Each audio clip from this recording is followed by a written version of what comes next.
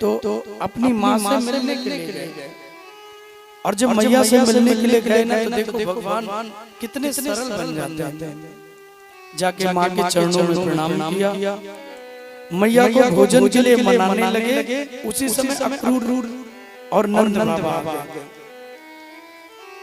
बाबा नंद ने कहा कि अरे यशोदा, जो तेरे चरणों में बैठ के तेरे चरणों की सेवा कर रहा है ना, उसके चरणों की सेवा बड़े बड़े देवता और ऋषि मुनि करते हैं।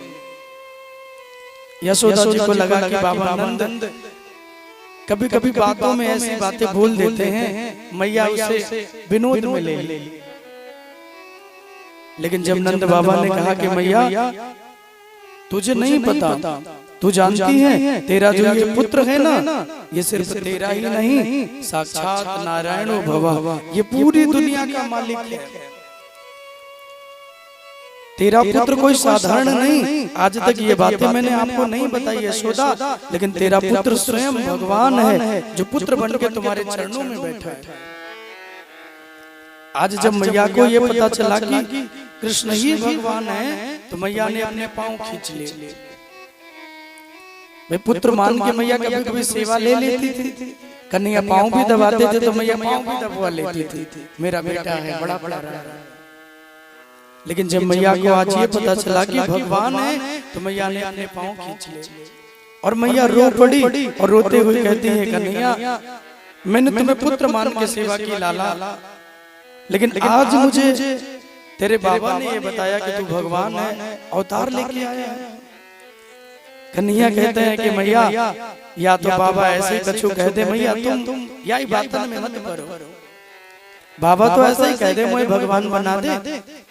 लेकिन मैया के नेत्रों में अश्रु आ गए, क्योंकि यशोदा जी जानती हैं भगवान के कितने चमत्कार देखे हैं। पुत्र भाव में मैया उसे भूल जाती थी, लेकिन आज जब कृष्ण के जानने का समय आया ना, तो मैया पिछली सारी बातों को याद करने लगी। कभी वो दिन था जब पूतना कृष्ण को लेके आकाश में चली गई, लाला ने पूतना मार दी, इतनी बड़ी राक्षसी मार दी। फिर मैया कहती है कभी वो दिन था जब तृणाव्रत बड़ा भारी भवंडल लेके आया और लगा के पूरा ब्रजमंडल उस भवंडल में बह जाएगा, तो मेरे लाला ने उसे भी मार दिया। सक्टासुर मारे, बकासुर मारे, कितने राक्षसों को मारा। मुझे तो लगा कि लाला चमत्कारी है, लेकिन कन्हैया आज पता चला कि तुम तो भगवान हो। मैया रो पड़ी है, कृष्ण के चरणों को छूने के लिए दौड़ी, तो भगवान ने कहा कि मैया ऐसे पाप आप मुझ पे मत चढ़ाइए, तू मेरी माँ है, तूने भले मुझे जन्म न दिया हो, लेकिन तुमने मेरा पालन किया। और कल मैंने कहा था कि शास्त्रों में ये वर्णन है कि जन्म देने वाली माँ से ज्यादा अधिकार जो माँ बच्चे को पालती है उस माँ का होता है। इसलिए माँ तू मेरे लिए श्रेष्ठ है।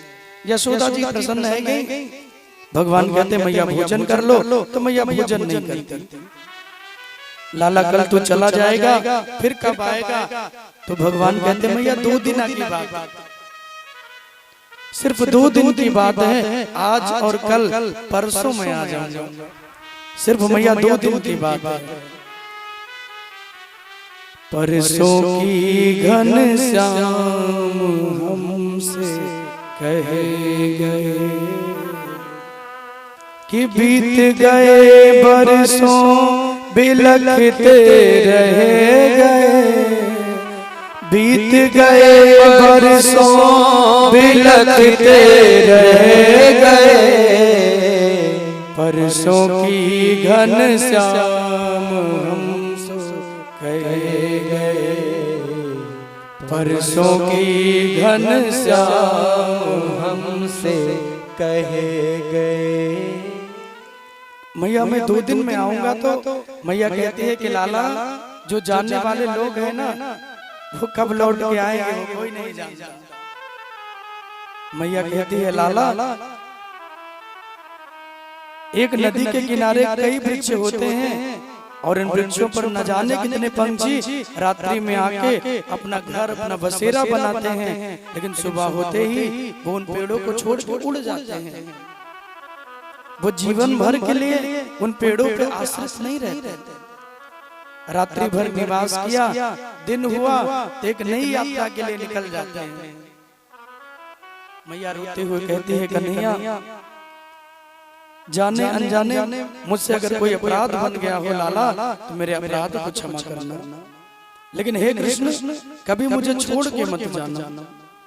हे कन्हैया जो बना मैंने तुम्हारी सेवा की लाला, लेकिन कभी मुझे छोड़ना मत। भगवान कहते हैं, माँ पूरा जीवन तेरा नाम मैं लेता रहूंगा, तू बिल्कुल भी चिंता मत कर। यशोदा जी कहती हैं, लाला हमने सुना है कि जब तू मथुरा में जाएगा तो मथुरा में तेरी एक और माँ रहती हैं जिनका नाम है देवकी। कहीं ऐसा तो नहीं कि देवकी को पा करके तू अपनी इस बूढ़ी माँ को भूल जाएगा? ऐसा ना हो कन्हैया कि देवकी मिले तो तू मुझे भूल जाए। भगवान कहते हैं कि नाना मैया मैं तो कबहू ना भूलूंगा, तू बिल्कुल चिंता मत कर। अपने हाथों से मैया को थोड़ा सा भोजन कराया। आज मैया से एक निवाला भोजन का भी लिया नहीं गया। रात्रि किसी तरीके बीती है, गोपियों ने सुना कि अक्रूर भगवान को ले जाने के लिए आए हैं, तो सारी गोपियां दौड़ दौड़ के आने लगी और गोपिकाओं ने कहा कि तुम्हारा नाम अक्रूर नहीं होना चाहिए, तुम्हारा नाम क्रूर होना चाहिए। क्रूर माने निर्दयी। अरे तुम इतने निर्दयी हो, मेरे प्राण धन मेरे प्रियतम को लेके जा रहे हो। अक्रूर जी तुम्हारा नाम किसने अक्रूर रख दिया? तुम्हें तो क्रूर होना चाहिए। बेचारे अक्रूर जी महाराज आए तो थे भगवान को लेने के लिए, लेकिन ब्रज की ऐसी दशा को देखे तो अक्रूर जी भी रोने लगे सबके साथ। आहा, इतना प्रेम, इतनी भक्ति, इतना भावना, अक्रूर जी भी रुदन करने लगे। भगवान ने मैया को बाबा को तो समझा दिया, लेकिन जब ब्रज की गोपिकाएं दौड़ दौड़ के आई हैं, भगवान उनको कैसे समझाएं? सारी गोपिकाएं कृष्ण को रोकती हैं, फिर भी जब भगवान नहीं माने तो जानते हैं अक्रूर के रथ के सामने सारी गोपियां लेट गई और सारी गोपियां लेट के कहती हैं कि अगर तुम्हें रथ लेके जाना है तो मेरे ऊपर से लेके जाओ। मेरे प्रियतम मेरे प्राण धन के लिए मैं अपने प्राण दे दूंगी, अगर तुम्हें ले जाना है तो मेरे ऊपर से रथ लेके जाओ। अक्रूर जी महाराज ऐसे विरह वेदना को देख करके बड़े शोक संतप्त हो गए। अक्रूर जी सोच रहे हैं ये मैं कहां पे आ गया? इतनी भक्ति और इतना प्रेम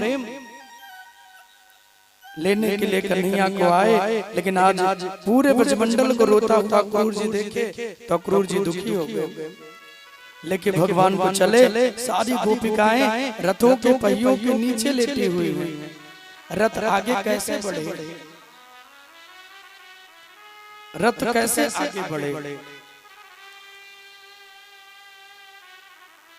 प्रभु ने सबको समझाया, नीचे उतरे और गोपिकाओं से कहा कि मैं 2 दिन में लौट आऊंगा।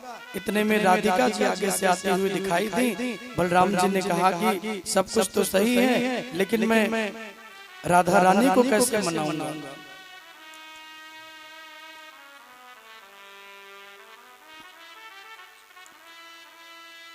सबको तो मैं समझा दूंगा, लेकिन मैं किशोरी जी को कैसे समझाऊंगा?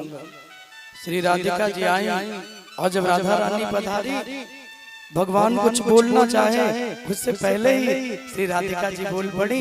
राधिका जी ने कहा कि कन्हैया हम आपको रोकने नहीं आए हैं, आप मथुरा जाना चाहते हो तो जाओ, क्योंकि मुझे भी पता है आप अपनी लीला के लिए आए हो। आपकी इच्छा है तो जाओ, मैं आपको रोकूंगी नहीं, आपकी इच्छा है तो जाओ। गुरुदेव भगवान कहते हैं किशोरी जी ने कहा कि हे श्याम सुंदर, लेकिन जाते हुए केवल मुझे इतना वरदान देके जाइए कि अगला जब जन्म हो तो तुम राधा बन के आओ और मैं कृष्ण बन के आऊं। आज मेरे प्रेम को तुम नहीं समझ सकते। राधिका जी ने कहा कि लोग कहते थे तुम छलिया हो, लेकिन आज देख भी लिया तुम सच में छलिया हो। पहले तो लोगों के मन को हर लेते हो, लोगों को अपने प्रेम में डाल देते हो, और जब तुमसे प्रेम हो जाए तो तुम उन्हें छोड़ के चले जाते हो। तुम तो छलिया हो। श्री राधिका जी की बातों को सुन के भगवान कहते हैं, क्या तुम यही वरदान चाहती हो? किशोरी जी ने कहा, अगर देना चाहते हो तो कृष्ण इतना ही वरदान दे दो कि तुम राधा बन के आओ, मैं कृष्ण बन के आऊं। क्योंकि आज तुमने कह दिया कि हे राधिके, जो मेरा प्रेम है वो तुम भूल जाओ। जा तो रहे हो एक दो दिन का कह के, लेकिन मुझे पता है तुम लौट के आने वाले नहीं हो। जो जाते हैं वो कब लौटेंगे कोई नहीं जानता। श्री किशोरी जी ने रो रो के भगवान को भेजा है। पीछे पीछे सारे गोपियां श्री राधा रानी रथ के पीछे पीछे जा रही हैं। अक्रूर जी भगवान को लेके चले, और जब अक्रूर जी लेके चले ना, तो आगे अक्रूर जी ने रथ को रोका, और रथ रोक के भगवान से कहते हैं, हे श्याम सुंदर, मुझसे भूल हो गई। कंस ने कोई मेला के लिए नहीं, बल्कि तुम्हें मारने के लिए कंस ने बुलाया। कंस तुम्हें मारने